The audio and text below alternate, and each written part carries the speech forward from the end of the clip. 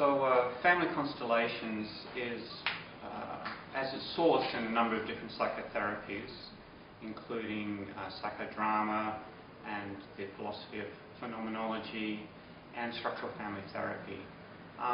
However, the way it's evolved includes not just therapeutic orientation, but also it's got its kind of connections with shamanism and other kind of more esoteric approaches. So it does depend a little bit on who the facilitator is and what their emphasis is. What is in common with family constellations is that we're working with the extended field. It's a unique way to be able to incorporate intergenerational influences, and it can also work with organisations and different levels of organisation. There's quite a few different applications of it, but essentially it's working with the complexity of the field in a way in which we can embrace all the elements. We can include, well, not all the elements, but the most important elements, because it's very difficult to work with complexity, and that's usually the reason people simplify. And certainly one-to-one therapy is the classic form of working with people's problems. But family constellations gives us an opportunity to work with much more of a system without needing to accumulate all the family members in one place as family therapy does. In fact, we can bring in grandparents and great-grandparents and that type of thing. So the family constellation work allows us to focus in on what parts of the system are most relevant to someone's particular issue, and to make some interventions in that, which generally will lead towards some sort of change or some sort of movement. Now, that movement might be a matter simply of awareness, and I say simply, but awareness is quite profound, and the kind of embodied, three-dimensional, deeply emotional awareness that comes out of family constellation work tends to be quite transformative in and of itself. The emphasis in family constellation work is really on being more fully with what is. And so that's one aspect. But we also work with the structure of the system, because some structures in systems and family systems work better than others, and as Hellinger says, allow the love to flow more.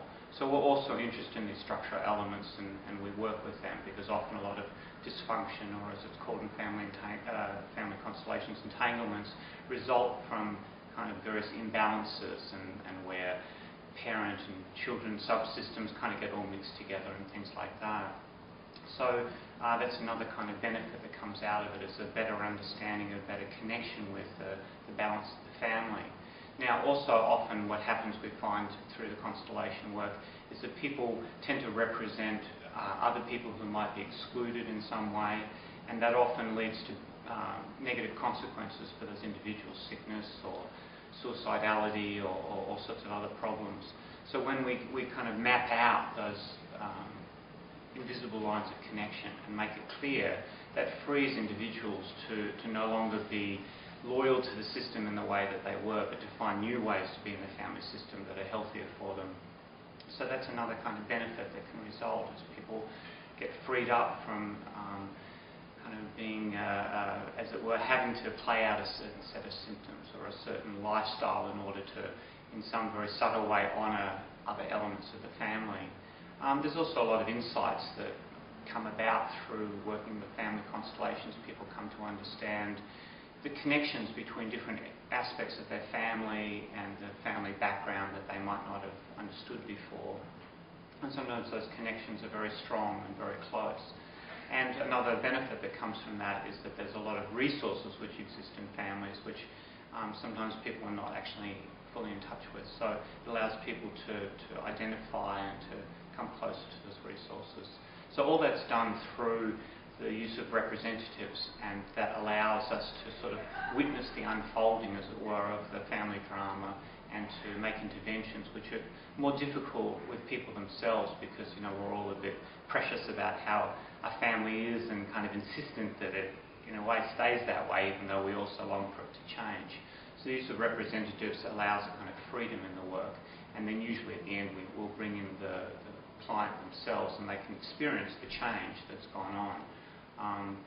Family constellation work also, because it involves representatives, the representatives themselves often get a lot of benefit from being a part of that constellation. They get insights into their own work and their own family, and they also get to play a role as a kind of service, if you like, to someone else's family, and that's very powerful. Now, I mean, family constellation work is very useful for people with therapists.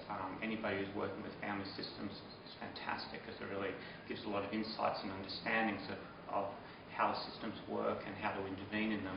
But it's also very useful and relevant for people who are not necessarily trained as therapists, but simply want a deeper understanding of who they are and their own family system, and how they might be able to make important changes in their life and deal with difficult issues. Thank you.